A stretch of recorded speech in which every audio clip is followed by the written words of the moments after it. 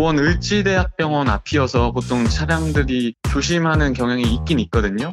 그날도 저희 차나 옆에 차나 천천히 좀 출발을 했는데 앞에서 라이더 분이 횡단보도 앞에 서 있다가 직진 차량 시도가 켜짐과 동시에 바로 튀어나오시더라고요. 옆에 있는 택시가 주행을 하다가 급하게 좀 멈추고 저희도 이제 멈추는 상황이었고요. 참 뭐야? 파란불 써는 거구나.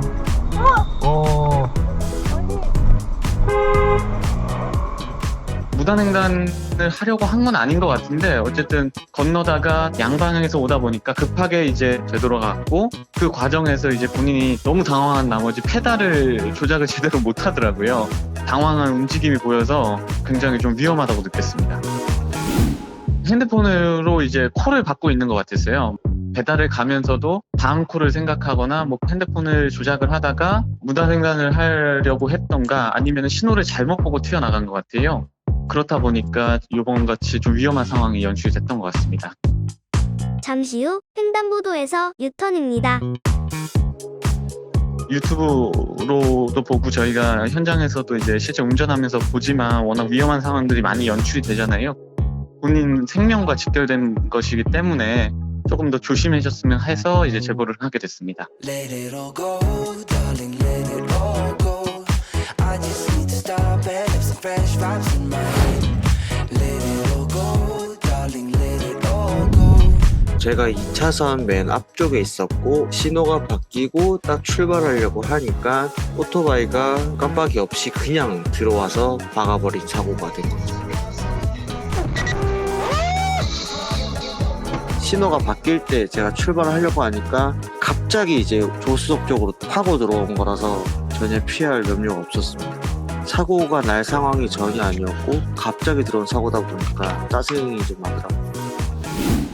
오토바이 사고자분이 지금 배달을 하고 있는데 갔다 오면 안 되냐 해서 번호를 받고 갔다 오시라 해서 갔다 오셨고 혹시 몰라서 이제 경찰이랑 보험사를 불렀는데 경찰을 왜 불렀냐 짜증을 좀 내시다가 알아보니까 이 오토바이 자체가 자가용으로 등록이 되어 있고 영업용 보험이 아니라 보험 처리하는데 조금 어려움이 있을 것 같다 했는데 얼마 전 원래 직장에서 일하시다가 다치셨고 6개월 동안 일을 못 하시다가 아르바이트 겸으로 이제 둘째 날 출근했을 때 저랑 부딪혔을 거예요. 렌트비랑 병원비랑 사비로 다 주신다고 하시더라고요. 근데 이제 사정도 딱 하고 해서 괜찮다. 어차피 차 수리도 하루 만에 끝난다고 해서 차량 수리비만 받기로 하셨는데 나중에서는 다 못 준다 이런 식으로 얘기를 해가지고 뒤통수를 맞은 느낌이었는데 저희 보험사 측에서 구상권을 청구하기로 해서 그 돈을 받아낸다고 들었습니다. 처음에는 엄청 마음이 그래서 봐드리는 입장으로 됐었는데 나중에서야 이제 오토바이 운전자분한테 보험사 측에 돈을 다 주기로 했다. 그 정말 죄송하다라고 전화가 오더라고요. Can we just dance?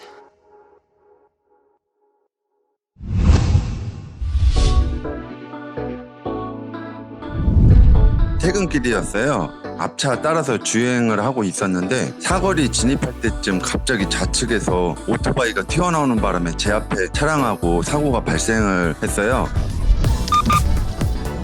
상대 쪽에 직진 신호가 들어오고 저희 직진이 들어오는데 신호 위반으로 들어오는 바람에 왼쪽에 차량에 가려져서 제 앞차가 못 보시는 걸로 보이거든요. 2차선에 소렌토 차량이 갑자기 브레이크 밟으면서 쓰는 게 보이거든요. 오토바이가 보이지 않는 상태에서 갑자기 나타난 거죠. 보니까 차가 또 렌트카 헛자였어요. 그래서 블랙박스가 없을 수도 있겠다라는 갑자기 생각에 연락처를 서로 교환을 했습니다.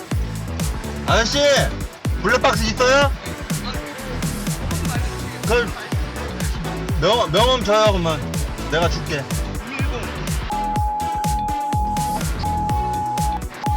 야, 제가 한번 할 테니까 필요하시면 얘기하세요. 제가 다운받아볼게요. 옆으로 차를 세운 다음에 그 운전자분께 블랙박스를 제공을 해드리겠다라고 말씀을 드렸고요. 오토바이 운전자분은 좀 안 좋은 눈빛으로 절 쳐다보면서 신호를 내가 못 봤다고요. 내가 잘못했다고 말씀하시더라고요. 앞차량 분께 연락을 받지 못했어요. 그래서 다행히 잘 처리됐기 때문에 저한테 연락이 안 온 것 같아요. 오토바이 10대 중에 9대가 신호위반, 갓길 운전, 인도주행, 보행자 위협 너무 많은 불법을 저지르고 있어요. 운전자 입장에서 바라봤을 때 정말 눈살이 많이 찌푸려집니다.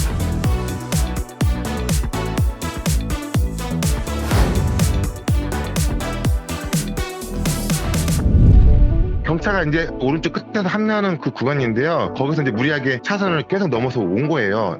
오토바이는 이제 핸들을 밖에 왔다 갔다 꺾다가 이제 넘어지신 것 같더라고요.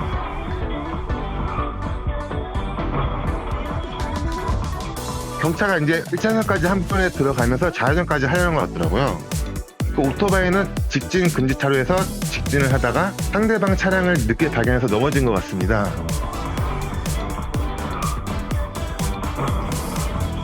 와, 이거 이거냐.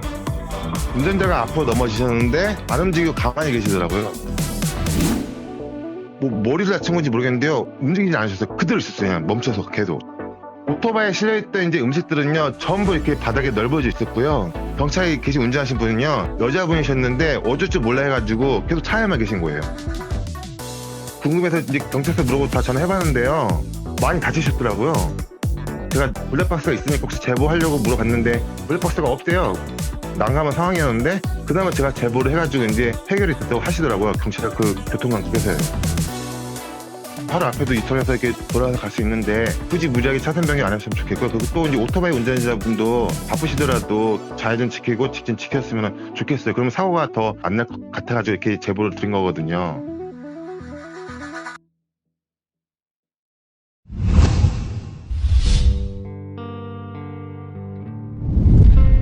직자 신호 보고 좌회전 하려고 하는 순간에 배달 오토바이 한 대가 먼저 오는 걸 봤고 경적을 한번 울렸고 지나가려는 찰나에 두 번째 오토바이가 또 오고 있더라고요.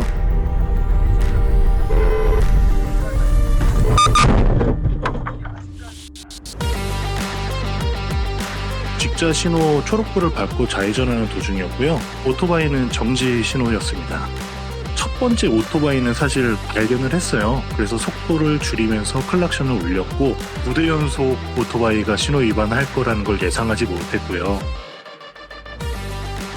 순식간에 3대 오토바이가 신호 위반하는 걸 목격도 하게 됐고 또 그중 한 대는 사고까지 일어난 교통사고였습니다. 일단 헬멧을 미착용하고 있었고 담배를 입에 물고 흡연을 하면서 타고 있는 상태였어요.